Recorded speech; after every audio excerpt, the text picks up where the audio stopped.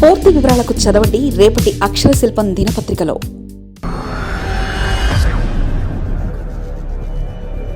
కూటమి వైసీపీ ఆమీ తేల్చుకోవడానికి వచ్చే ఏడాది స్థానిక సంస్థల ఎన్నికలు.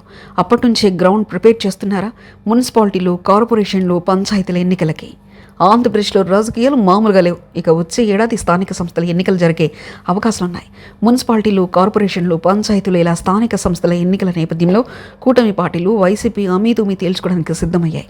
పంచాయతీ ఎన్నికలకు సంబంధించి పెద్దగా ఇబ్బంది ఉండదు. అందులో పార్టీ సింబల్ ఉండదు. కాకపోతే పార్టీ బలపరిచిన అభ్యర్థులే గెలిచి సర్పంచ్, ఉప సర్పంచ్లుగా ఎన్నికవుతారు. మున్సిపల్ కార్పొరేషన్ ఎన్నికల్లో మాత్రం ఖచ్చితంగా పార్టీ సింబల్ ఉండడం, బీ ఫారంలు కూడా ఉండడంతో వీటి ఫలితాలు అధికార విపక్ష పార్టీలు రాజకీయాలపై ఒక అంచనాకు వచ్చేందుకు అవకాశం ఉంటుంది. స్థానిక సంస్థల ఎన్నికలు సహజంగా అధికార పార్టీకి అనుకూలంగా ఉంటాయి. మరో 4 ఏళ్ల అధికారంలో ఉండడంతో అధికార పార్టీ వైపు ప్రజలు కూడా మొగ్గు చూపుతారు. అధికార పార్టీకి చెందిన వారు ఎన్నికలైతే తమ సమస్యలు పరిష్కరిస్తామని భావించి అటువైపు చూస్తారు. అయితే ఏపీ రాజకీయాలను నమ్మలేం. ప్రజల్లో ఉన్న అసంతృప్తి, సంతృప్తి పాలన కొలమానంగా దీన్ని పరిగణలోకి తీసుకోవడానికి కూడా వీల్లేదు. వైసీపీ హయాంలో జరిగిన స్థానిక సంస్థల ఎన్నికల్లో ప్రజలు వైసీపీ వైపు మొగ్గు చూపారు. దాదాపు అన్ని కార్పొరేషన్లు వైసీపీ కైవసం చేసుకుంటుంది. మున్సిపాలిటీలో తాడిపత్రి మినహాయిస్తే అన్నిటికీ ఫ్యాన్ పార్టీ గెలుచుకుంది. పంచాయతీలంటే వైసీపీ అనుకూలురే ఎన్నికయ్యారు.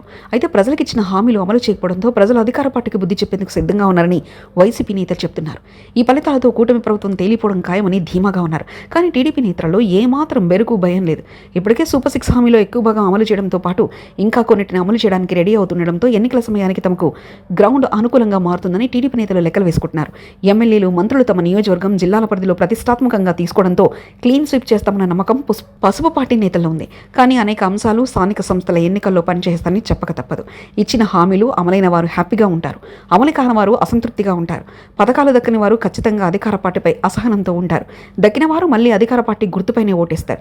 అయితే అధికారంలో ఉన్న పార్టీ ఏ మేరకు పథకాలను అందించింది, ఎంత అభివృద్ధి ఆ ప్రాంతంలో ఈ ఏడాదిలో సాధించింది అన్న దానిపైనే ఎక్కువగా స్థానిక సంస్థల ఫలితాలు ఆధారపడి ఉంటాయి. మరోవైపు అధికార పార్టీకి ఎటు అధికారం అడ్వాంటేజ్గా ఉంటుంది.